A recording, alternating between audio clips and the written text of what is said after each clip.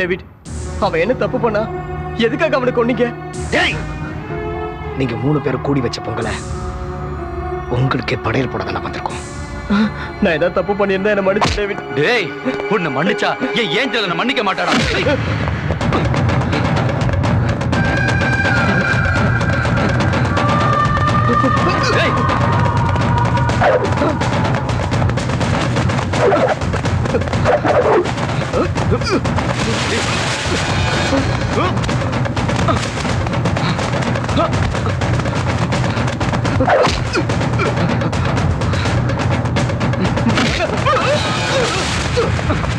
David, வேணாம்.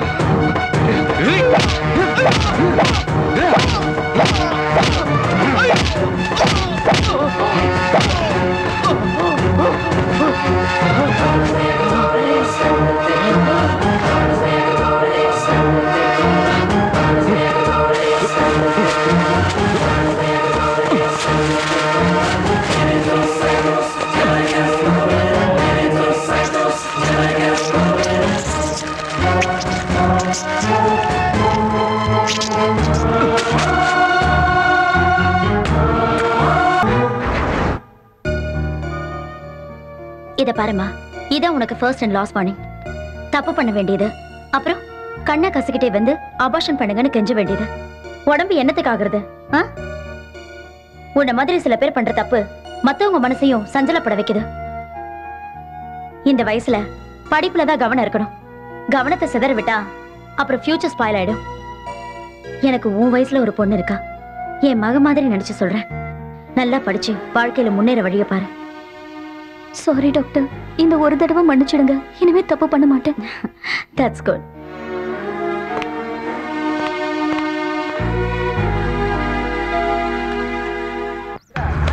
இப்பெல்லாம் நாட்டுல அநியாயத்துக்கு ஆளவே இல்லாம போயிடுச்சு. முன்னெல்லாம் குப்பைமேட்ல குப்பை தான் அழுறாங்க. இப்ப என்னடாண்ணா குப்பையோட சேர்த்து பணத்தையும் அழுறாங்க. டேய், ஓரம் போக சொல்லி அவங்கள இன்னும் ஏதாவது கிடைக்குதான்னு தேடியா?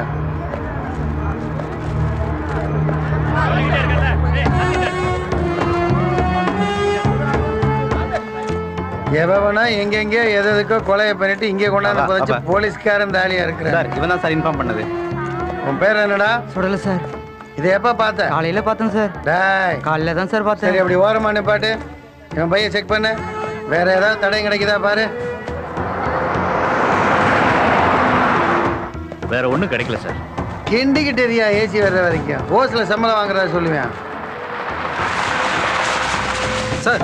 அர்ஜுன் கமிஷனர் வரா சார். அதுக்கு நீ ஏன் டென்ஷன் ஆகுற? 1 கிலோமீட்டர் ஓடி போய் சலிட்டு அடிக்க முடியும். வரட்டும். நீ எதுக்கடா இங்க வந்த? Paper பொறுக்கு sir. சார் என்னை விட்டுருங்க சார். சொல்ல மாட்டேன். Sorry sir. கொலை செய்யப்பட்டது யாருன்னு ஏதாவது துப்பு கிடைச்சதா? இது ஒரு ஆம்பளைங்கிறதுக்கான தடயம் கிடைச்சிருக்கு சார். என்ன தடயம்? இங்க பாருங்க சார், ஆம்பளை கட்டுற வாட்சுங்க சார். அதனால இந்த பொண்ணு ஆம்பளையோடதா தான் இருக்கணும் சார். கொலையை திசை திருப்பறதுக்காக கொலைக்காரன் தன்னோட வாட்சை கைட்டி போட்டிருக்கலாம்ல? ஆமாங்க சார். பல ஆங்கிள் யோசிக்கணும். வேற ஏதாவது கேதர் பண்ணியிருக்கீங்களா? ஆமாங்க சார். ஜெயராஜ் தியேட்டர் பக்கத்தில் நடந்த கொலைக்கும் இந்த கொலைக்கும் ஒரு சம்பந்தம் இருக்கு சார். எதை வச்சு அப்படி சொல்றீங்க? சார், அங்கேயே முழு பாடி எரிச்சிருக்காங்க, இங்கேயே முழு பாடி எரிச்சிருக்காங்க.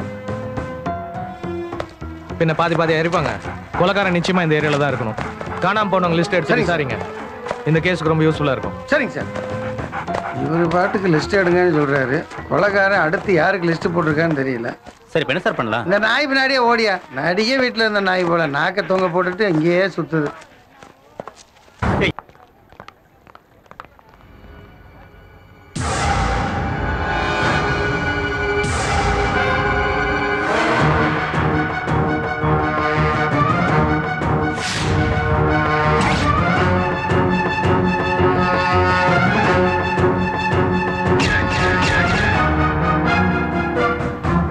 நீங்க சந்தோஷமா இருக்க ஏன் சந்தோஷத்தை கெடுத்துட்டீங்களே?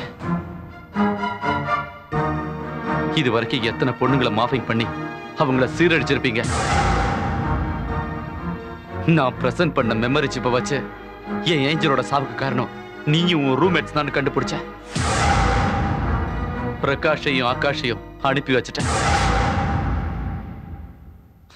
அவங்களுக்கு துணைய நீ போய் சேர்ந்துரு. டேவிட், நான் தெரியாம தப்பு பண்ணிட்டேன், என்ன மன்னிச்சிடு. தப்பு பண்ணிட்டு தெரியாம தப்பு பண்ணிட்டேன்னு தப்பு தப்பா பேசுறது எந்த விதத்துலடா நியாயம்? உன்னை மன்னிச்சா என் ஏஞ்சல நான் மன்னிக்க மாட்டேன்.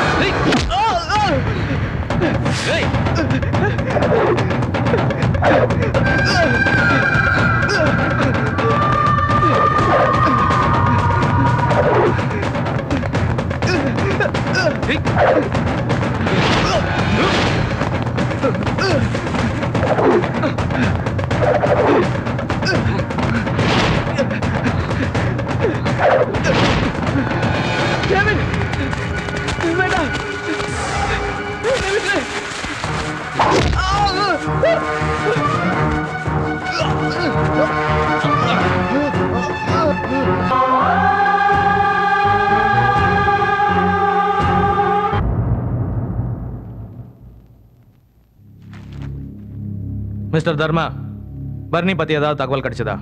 சார், நான் காலேஜில் விசாரிச்ச வரைக்கும் பரணி ஒரு தப்பான பையன் சொல்றாங்க சார். ஆனா அவனுக்கு எதிரி யாரும் இல்லை. கொடைக்கானல்லே புதுசா ஒரு எதிரி முளைக்க சான்ஸ் இல்லை. இங்க இருந்து ஃபாலோ பண்ணி போய்த்தான் ஒருத்தன் அவனை கொலை செஞ்சிருக்கணும். அப்புறம் இங்க நடந்த 2 கொலைக்கும் அதுக்கு தொடர்பு இருக்க மாதிரி தெரியுது. ஸோ ஒருத்தனே இந்த 3 கொலையும் செஞ்சிருக்கணும் சார். கொடைக்கானல் எரிக்கப்பட்டது பரணின்னு கன்ஃபார்ம் ஆயிடுச்சு. ஆமா சார். அப்போ இங்க எரிக்கப்பட்ட அந்த 2 பேர் யாரா இருக்கும்? அதான் சார் எனக்கும் ஒரே குழப்பமா இருக்கு. பரணி கூட அவங்க ஃப்ரெண்ட்ஸ் 2 பேர் தங்கி இருந்திருக்காங்க.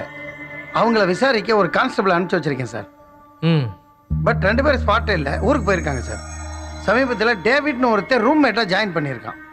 அவன் வந்து பிறவி பரணிக்கு தூரத்து சொந்தன்னு ஹவுஸ் ஓனர் சொன்னதான் எனக்கு தகவல் வந்திருக்கு. அங்கே தான் எனக்கு டவுட் வந்துச்சு. எஸ்ஐ ஆதிகேசனை டேவிட் அரெஸ்ட் பண்ண சொல்லி அனுப்பிச்சிட்டேன் சார். அங்கே டேவிட் அரெஸ்ட் ஆனா மேலே குழு கிடைக்கும் சார். குட் சார், சீக்கிரம் குற்றவாளி அரெஸ்ட் பண்ற வழியை பாருங்க சார். இல்லைனா அசம்பிளியில் வச்சு நம்ம டிபார்ட்மெண்ட்டோட மானத்தை வாங்கிடுவாங்க சார். பாருங்க சார். யோ, நீங்க டேவிட்ங்கிறது ஏயா? என்ன சார் விஷயம்? ஏன்னு சொல்லுங்க. யோ, கேக்குறல சொல்லியா? பாடியில தான் இருக்கோம்.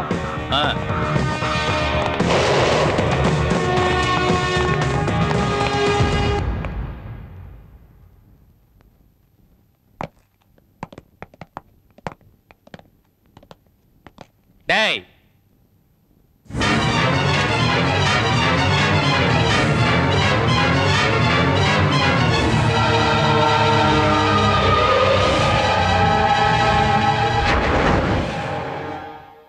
ஏஞ்சல்னா யாரு? அவளுக்கும் உனக்கு என்ன தொடர்பு? கேட்குறேன்ல, ஏஞ்சல் யாரு? நான் பாட்டு கேட்டுக்கிட்டே இருக்கேன், நீ பாட்டுக்கு அசால்ட்டா இருக்க. அந்த 3 பேரை நீ தானே கொலை பண்ண? சொல்டா. ஆமா, நான் தான் கொலை பண்ணேன். அதுக்காக தானே லாக்அப்ல வச்சிருக்கீங்க. எதுக்கு இத்தனை கொலையில பண்ண? சார், இது உங்களுக்கு தேவையில்லாத கேள்வி. நான் தான் கொலை பண்ணேன்னு ஒத்துக்கிட்டல, அதுக்கான காரணத்தை உங்ககிட்ட சொல்ல வேண்டிய அவசியம் இல்லை. இவனை தலைகீழா கட்டி தொங்க விடுங்க, உண்மையை நான் கிட்ட வைக்கிறேன். நீங்க தலைகீழா தொங்கினாலும் சரி, கொலைக்கான காரணத்தை நான் இங்க சொல்ல மாட்டேன். சொல்ல வேண்டிய இடத்துல தான் சொல்லுவேன். Crime number 206/2007, IPC 302/201, David.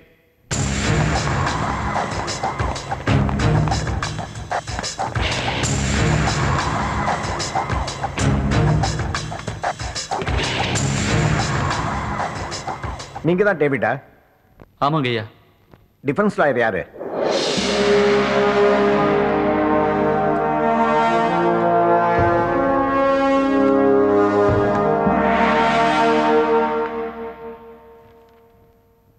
ஆண்டவன் சாட்சியாக நான் சொல்வதெல்லாம் உண்மை, உண்மையை தவிர வேறில்லை. நான் சொல்ல போறதே நிஜம்தான், சத்தியம் தேவையில்லை. அரசு வக்கீல், நீங்க வாதத்தை தொடங்கலாம்.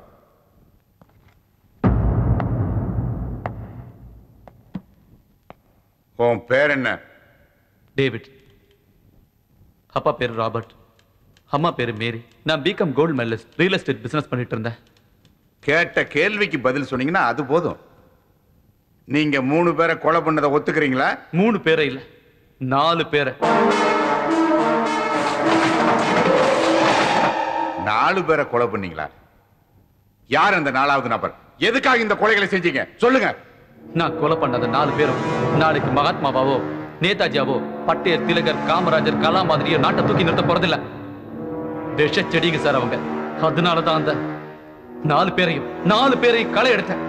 களை எடுக்கிறதுக்கு இது பயிர் இல்லை யுவரானர், உயிர், மனித உயிர். எதுக்காக அந்த 4 பேரை கொலை செஞ்சீங்க? எதுக்காக? Say to the court.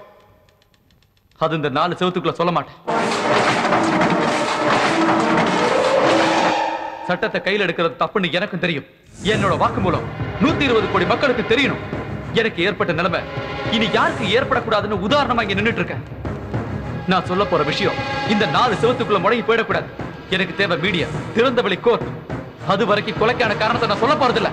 Your Honour, குற்றவாளி சத்தமா பேசி மக்கள் நீதிமன்றம் மீடியான்னு கூட்டி தான் செஞ்ச தவறை நியாயப்படுத்தி மக்கள் மத்தியில் ஒரு அனுதாபத்தை ஏற்படுத்துறதுக்கு முயற்சி பண்றார். அதன் மூலம் சட்டத்தையும் மக்களையும் ஏமாத்த பார்க்கிறார். நீதி மேல இருக்கிற மரியாதையும் கௌரவத்தையும் களங்கப்படுத்த நினைக்கிறார். Objection overruled. கோர்ட் நடவடிக்கை போட்டோவை எடுக்கவோ வீடியோவில் பதிவு பண்ணவோ சட்டத்தில் அனுமதி இல்லை. அதுவும் இல்லாம இதை திறந்தவெளி நீதிமன்றமா மாத்துற அளவுக்கு இந்த வழக்குல எதுவும் முக்கியத்துவம் இல்லை. ஏன்னா குற்றவாளியே தன்னோட குற்றத்தை ஒத்துக்கிட்டாரு. 4 பேரை கொலை செய்த குற்றத்திற்காக இபிகோ 302 செக்ஷன் படியும் அவர்களோடு நெருங்கி பழகி கொலை செய்து தடயத்தை மறைத்து பிரேதத்தை எரித்ததற்காகவும் இபிகோ 201 செக்ஷன் படி குற்றவாளிக்கு அதிகபட்ச தண்டனையான மரண தண்டனை வழங்க வேண்டும் என்று தங்களை தாழ்மையுடன் கேட்டுக்கொள்கிறேன். That's all, Your Honor. Defense lawyer, you can argue. Yes, Your Honor. Public prosecutor ஒரு மேடை பேச்சாளரை போல தன்னுடைய வாதத்தை முடிச்சுக்கிட்டாரு. மற்ற வழக்குகளை போல இல்லை இந்த வழக்கு. இந்த சமூகத்தோட சம்பந்தப்பட்டது. என்னுடைய கட்சிக்காரருக்கு சந்தர்ப்பம் தேவை. யுவர் ஆனர், திறந்தவெளி கோர்ட் மீடியான்னு அனுமதி கொடுத்தா அது ஒரு தவறான முன்னுதாரணத்தை ஏற்படுத்திடும். நாளைக்கு நட்ட நடு ரோட்லயே கோர்ட் நடத்த சொல்லி ஜனங்க கேட்பாங்க. யுவர் ஆனர், ஈராக் மாதிரி சட்ட விதிகளை கடுமையா பின்பற்றக்கூடிய நாடுகளிலேயே அந்த நாட்டு அதிபர் தன்னுடைய வாக்குமூலத்தை பதிவு பண்றத உலக மக்கள் டிவியில லைவா பாக்குறாங்க. தனி மனித உரிமை, மனித நேயம்னு பாரம்பரியமா பின்பற்றக்கூடிய நம்மள மாதிரி ஜனநாயக நாட்டுல நாம ஒரு சந்தர்ப்பம் கொடுக்கணும். இந்திய அரசியல் அமைப்பு சட்டத்தை உருவாக்கி மக்கள் பிரதிநிதிகள் வாக்கெடுப்பு நடத்தி இந்த சட்டம் தேவை, இந்த சட்டம் தேவையில்லைன்னு நிர்ணயம் பண்ற பாராளுமன்ற சட்டமன்ற நடவடிக்கைகளே டிவியில லைவா காட்டுறாங்க. ஜனங்களும் பாக்குறாங்க. மேடம், அது மக்கள் மன்றம், இது நீதிமன்றம். சார், ரெண்டுமே மக்களுக்காக மக்களை ஏற்படுத்தினது சார்.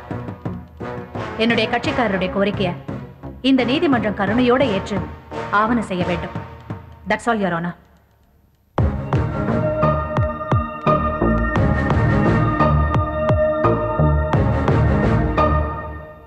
இந்த வழக்கு சம்பந்தமாக டிஃபென்ஸ் லாயர் கோரிக்கையை இந்த நீதிமன்றம் ஏற்றுக்கொள்கிறது. குற்றவாளி தான் செய்த குற்றத்தை மறைக்காமல் செய்த தவறை இந்த சமுதாயத்துக்கு தெரியப்படுத்த வேண்டும் என்ற கோரிக்கையை முன்வைத்துள்ளார் அவர். அதை காரணமாக எடுத்துக்கொண்டு திறந்தவெளி விசாரணைக்கு இந்த நீதிமன்றம் அனுமதி அளிக்கிறது.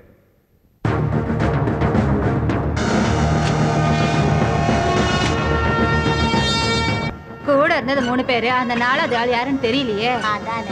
கொலையோ பண்ணிட்டு கோர்ட்ல எவ்வளவு திமிரா பேசிக்கிறான் பாத்தியா? காலம் கெட்டு போச்சு பெருசு.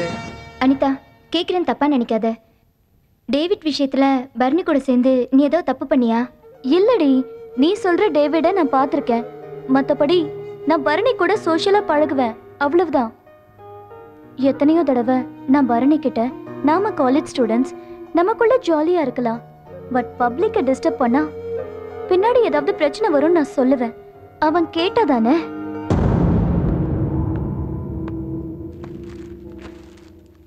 சார், இப்போ வழி எப்படி சார் இருக்கு? சரியான அடி. கை காலை அசைக்க கூடாது. 2 மாசத்துக்கு பெட் ரெஸ்ட் எடுக்கணும்னு டாக்டர் சொல்லியிருக்காரு. டேவிட்டை அரெஸ்ட் பண்ணதை பற்றி என்னையா நினைக்கிறேன்? இதில் நான் நினைக்க என்ன இருக்கு? அவன் கொலைகாரன் தானே சார்? இல்லை இல்லை, டேவிட் யாரு, ஏஞ்சல் யாரு, அவங்க 2 பேருக்கும் என்ன உறவு? அப்புறம் இந்த பரணி, ஆகாஷ், பிரகாஷ், அந்த பேரர், இவங்க 4 பேருக்கு என்ன உறவுன்னு விசாரிக்கும் போது டேவிட் செஞ்ச கொலைகள் நியாயமாக எனக்கு தோணுச்சு. அதாவது நான் காக்கி சட்டை போட்டு பண்ணதை கலர் சட்டை போட்டு பண்ணியிருக்கான். சார், அப்படி என்னதான் நடந்துச்சு? அதை நான் சொல்கிறத விட நாளைக்கு ஓப்பன் கோர்ட்டில் மீடியா முன்னாடி அவனே சொல்லுவான். அப்போ கேளு, நீயே ஃபீல் பண்ணுவேன்.